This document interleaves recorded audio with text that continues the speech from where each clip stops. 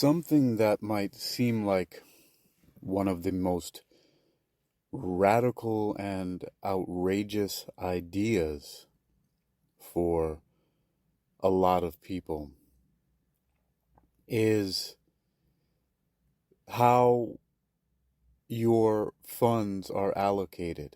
And I say funds, F-U-N-D-S, money. What I mean is that, for example, it's March 2026 now. And I first went online independently, or as independently as can be, because basically, really, online space is for rent. And I covered something that is really important in another podcast recording where I talked about the importance of physical media and how we must preserve our ability to collect and to use more classical physical mediums or media such as 8-track and cassette tapes, vinyl records, even CDs, DVDs, and even thumb drives and hard drives that we can separate from the devices and make copies of and share them amongst people in order to truly remain decentralized. However, you can refer to that podcast, you find it in my network. But what I'm really talking about here is, so I went online in 2006, and when I say independently and as independently as can possibly be, is that I found out about hosting through GoDaddy, which I still use to this day. And it was only because of a referral from a mutual associate. And it was John Klein, who is the producer, writer, and director of an independent film called Once Upon a Superhero, which is now on some streaming services. I'll have to look it up. You should look it up. It's about a superpowered being, or maybe a crazy person in Hollywood named Solar Flare. I'll let you decide what that movie's about. Our mutual associate impressed me in some ways because he was known as the world's first opera singing magician, and even had a clever domain name. I haven't looked it up recently. It's been a long time, but it was operacadabra.com. And John had fat nugs. He made cannabis related clothing, mostly t-shirts, and nugs was spelled with a Z. And John was an artist as well. But that's how I found out about GoDaddy. And at the time, I was coming to the end of my training as a clinical hypnotist at the Hypnosis Motivation Institute in Tarzana, California. And I decided I wanted to get online myself. And even a lot of people attempted to discourage me. And even my girlfriend at the time, it was a very taboo thing because she was a graduate of the school and worked at the school. And I didn't know, she knew this, but that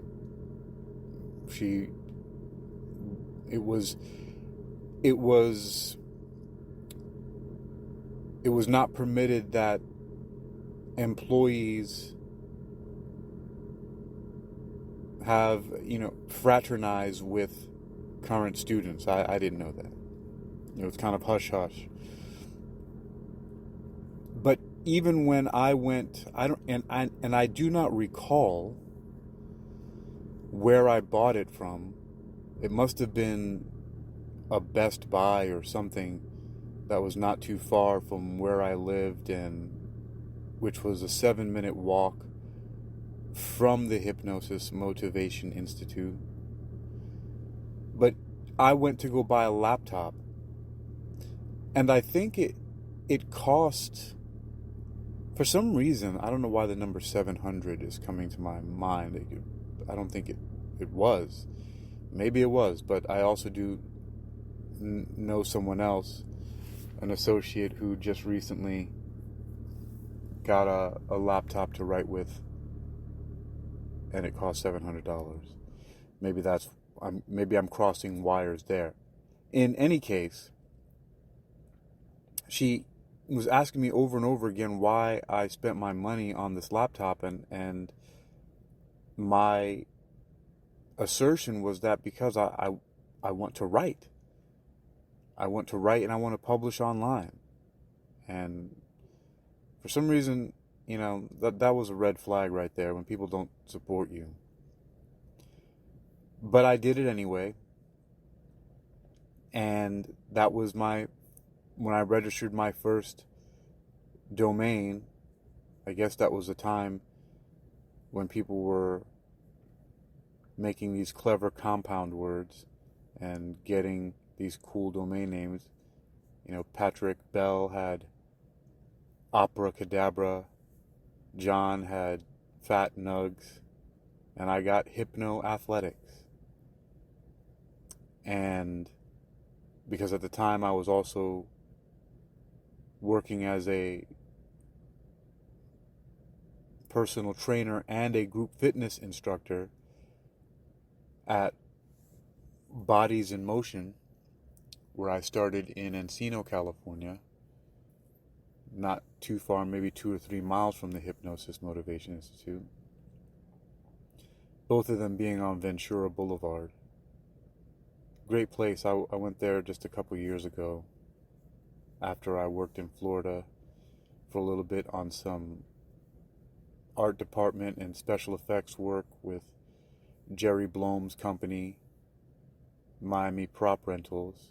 I first met Jerry many, many years ago. First worked on Trina's Pullover video with him in South Florida, and he put me on lots of other gigs. So 2006, laptop, want to go online, and I did. And originally when I started off this recording, the thing that I really wanted to express was, and it was inspired by, I've been binge watching John Oliver's Last Week Tonight, and it's helped me to realize just how out of the loop with current events and anything having to do with politics at all. And so in a way I'm catching up with this education, and it's hilarious. I don't think I've laughed this much in quite a while. There are some pretty hilarious moments on the show.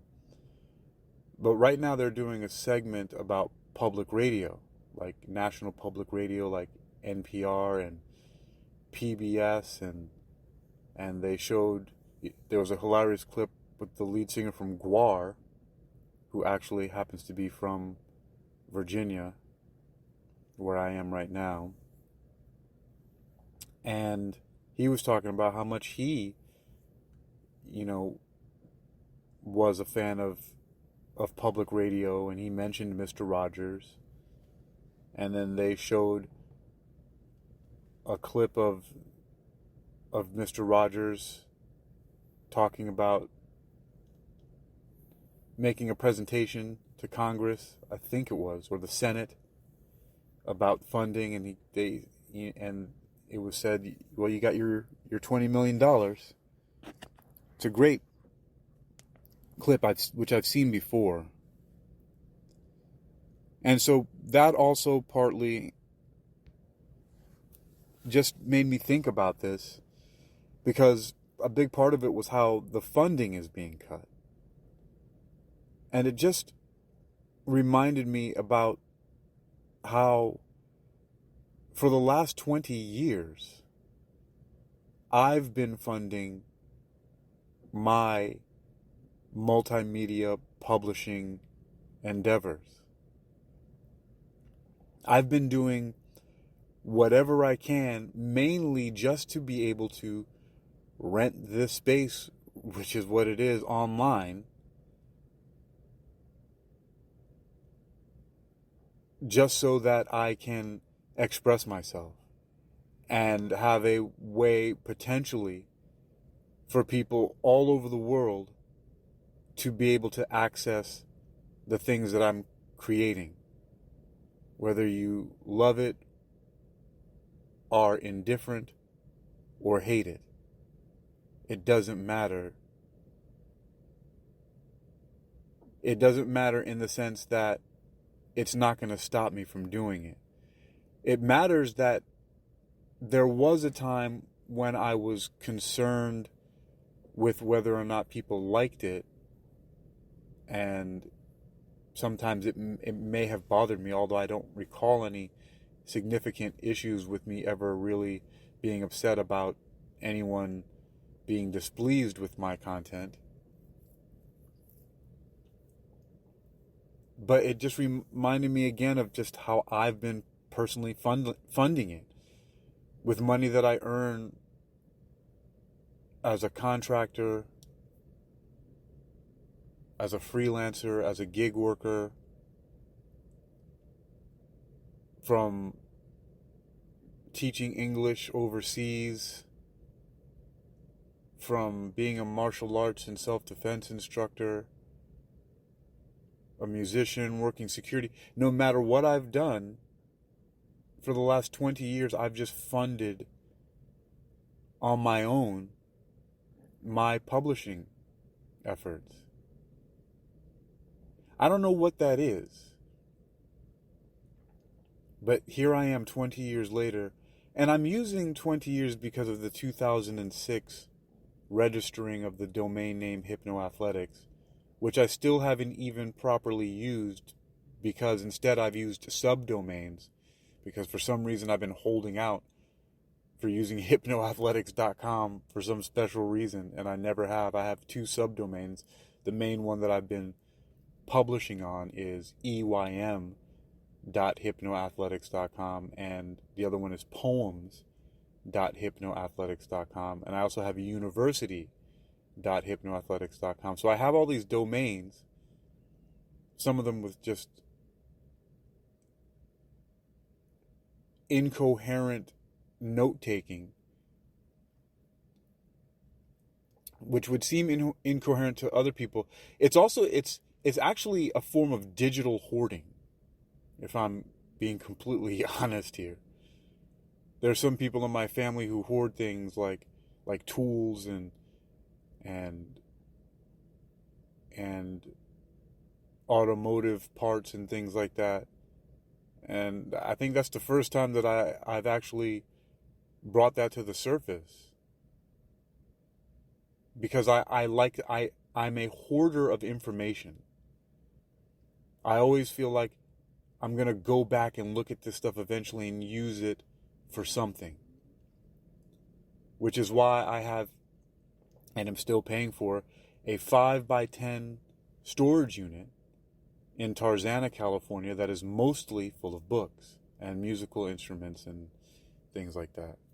And I even have a storage now here in Virginia that is, I think it's a 5x12 that also mostly has books in it. And I remember every time I go in there to organize or look for something, I start grabbing different books. Like today I saw these different math books, and I have a dictionary of mathematics, or a dictionary of mathematical terms or something like that. And then I just remember thinking to myself, I started collecting them and gathering them up, and then I just let out a sigh and just put them down and said, okay, I'll just put them here where I can see them, and I'll get to them. So yes, I'm a hoarder of information. I am a researcher, and I'm in this position where even as much as I research and publish, I can almost never get out enough as quickly as I'm inclined to, as I'm obsessed with attempting to. And the easiest way is to speak it into existence, which has led to so many different things that I've been doing now, especially with transcription that has become much more accessible because of AI. And now there's on the Android phones, Samsung Galaxy, you have it comes with Galaxy AI, which is, I've seen, has been merging with Google. That's not all the way a good thing. It's not a bad thing either. It's just, it is what it is. Everything has their ups and downs. I use a stack of AI. I use the Galaxy AI, Google Gemini, and DeepSeek R1. I've been using DeepSeek a lot more now.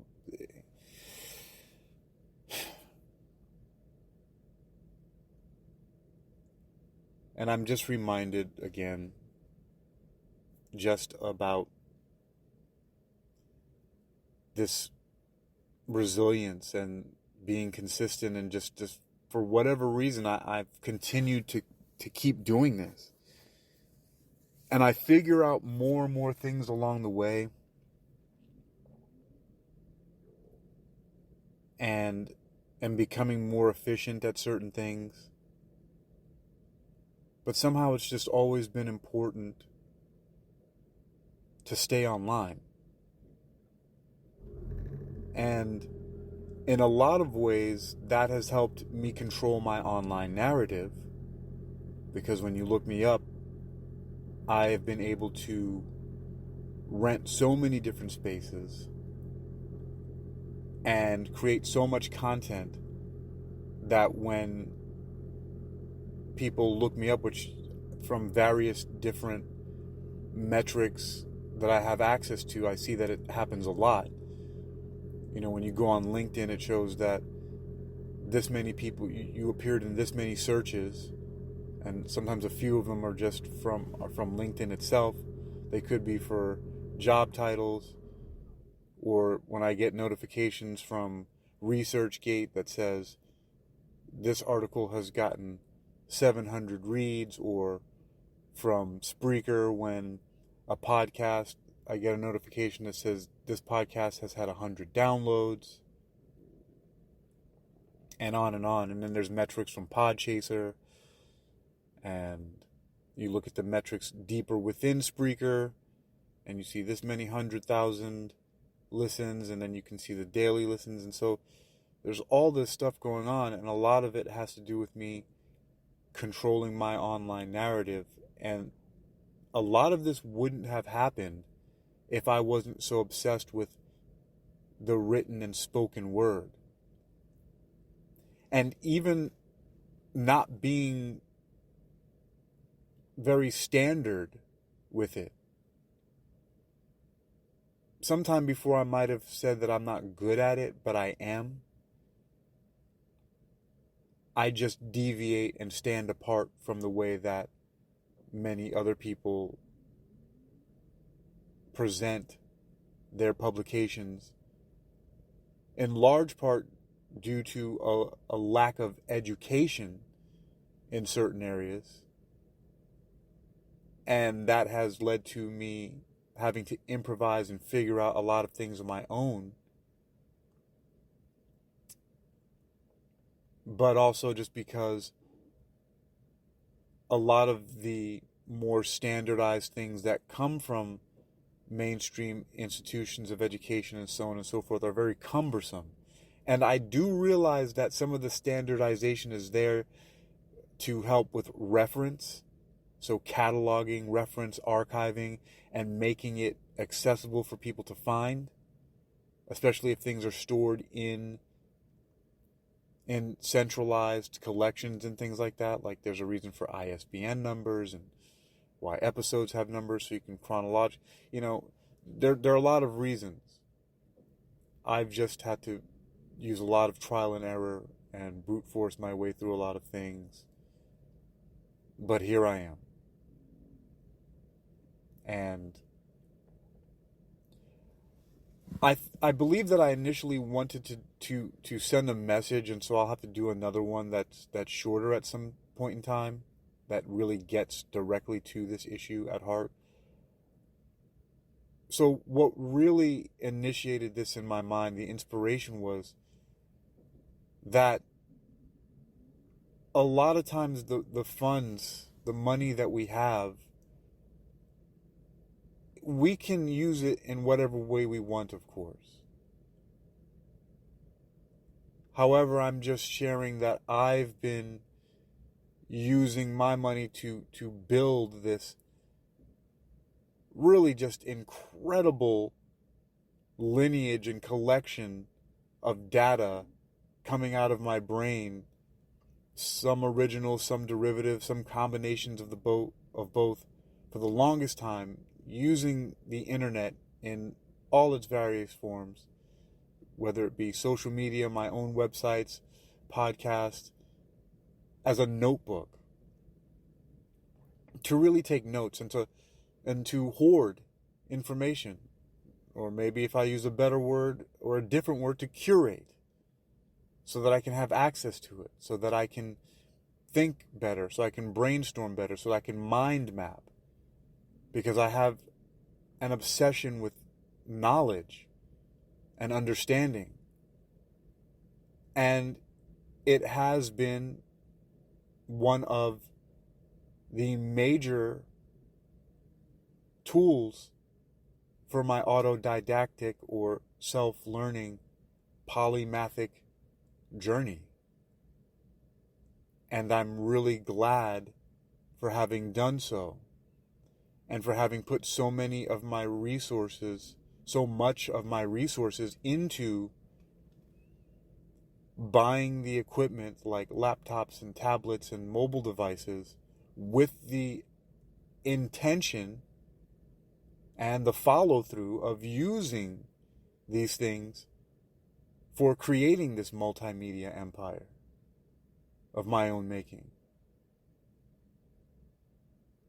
So that everything that I do, I have books, I have notebooks, I have websites and podcasts, things that have a varying spectrum and range of control over. And I do it so I can express myself and learn simultaneously. Like, it's very easy for me to start this recording right now without having to switch devices. I don't have to turn off HBO Max, where I'm watching Last Week Tonight with John Oliver, to start this recording. Or I don't have to swipe off of this screen, because I can look at my iPhone and look into my bank account and check certain things on there. And if I really wanted to, then I could bust out my other Chromebook, which I sometimes do have 4 devices going, while I'm writing a story, which tonight is one of the first nights in a long time that I haven't worked on this novel that I'm working on right now too. And today has just been a really productive day of me making recordings and testing out a new AI-assisted amplification project that I've been working on, based on my dictation, transcription, and summarization method, which I've been honing and refining prompts to help me to create the most compelling titles, descriptions, and tags, and also image generation prompts to lead people back to my voice, like I'm going to do with this recording now. For as long form as it is, and as unstructured as it may seem, it has a purpose. And the purpose is to demonstrate my autonomy and to express the ideal that I have, which is how I've decided to allocate my spending. I'm obsessed with it, which is why I have so many musical instruments and so many different tools and devices for recording and organizing and disseminating audio and the written and spoken word. And that's my obsession and my passion. And as time goes along, I figure out more and more how it can sustain itself, which is really the gold standard for me. Just that all of my multimedia endeavors all are able to transform into this multimedia enterprise, in this one person enterprise that simply funds itself. That's it. As it's been said, some say do what you love and the money will follow. Others say do what you love and you'll never work a day in your life. And the last thing I'll say about that is being so much of a loner, like really spending so much time by myself. It's one of the things that helps me to be very productive because of a lack of distraction. But even when I was with Floor, because she was so supportive of everything, we did a lot of stuff together. And she was very supportive in the background. I mean, she was always there. And I created so much more even with her. So, but now, sometimes a lot of other people seem to me to be distractions, but maybe I'm just not ready to integrate with that yet. But overall, the point I'm getting at here is that, well, another point is that throughout all of this, it has, being a producer of this type of audio-driven spoken and written word content, has also been very inspirational and motivational to me personally. It's one of the few things, being able to create like this, that keeps me going. There's a lot of stuff that I don't always choose to record. So, I mean, I could be out there every day recording myself moving, doing capoeira movements and other martial arts movements and boxing and setting it up. And there's sometimes when I would do that, where I would set up a camera while I was at the gym and record myself on the heavy bag. I did it in China, all over the place. I could do that. I could also record myself playing a lot of music in the various different places that I go sit down and with my acoustic guitar or my tongue drum or whatever, my little keyboard or whatever I'm playing with. But the most accessible and the most efficient way for me to communicate is through the spoken and written word. And so having all of this tension, this need to express myself, being able to do it so conveniently as this is and get it out there, and also with the hope of that and the understanding now, before it was a hope, but the understanding now that the messages I'm creating and producing and sending and sharing are actually having a positive impact on the people who it reaches. And I get signs of that all the time by people telling me that, by the fact that there are just so many, that there are tens of thousands of downloads and so many listens every day, that I know that it's having an impact. And once again, like I said, because I get directly told by others. So there's a very objective feedback. And that's not, of course, the only way any reason people should do that. I'll tell you that a lot of times things are what some would say is self-indulgent, because the research, because the research is, and the fact that a lot of times I get to listen back to the things that I've said or read the transcript, it reinforces my own learning. And there's a lot that I could go into about that. But there'll be another recording. It's been 30 minutes now. So once again, the message here is, if you have a passion, then that's where you should be pouring most of your resources into. There are a lot of alternatives that people use it for, and it's what people call partying. And it's one of the reasons why I haven't been able to tolerate it. It would be too stressful for me to attempt to do the things that a lot of other people are doing at the level that they are, because it's unsustainable for me. I have a very low tolerance for it, and the main reason is because I have very low negotiation. There's very little wiggle room for me to compromise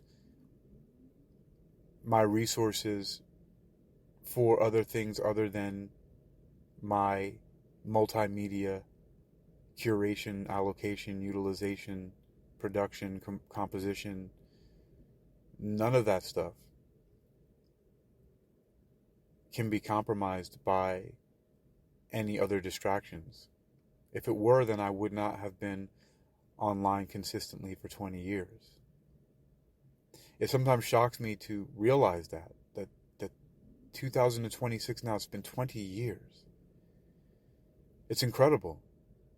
For me, I find it to be an accomplishment. And I'm glad that I've done it for some of the reasons I've expressed before. It's helped me to control my online narrative, to put out the information. I can direct people to so many different forms of information that I've curated, collected myself. And have just been able to learn. And so it's a discipline of how I use my resources, of time especially. And then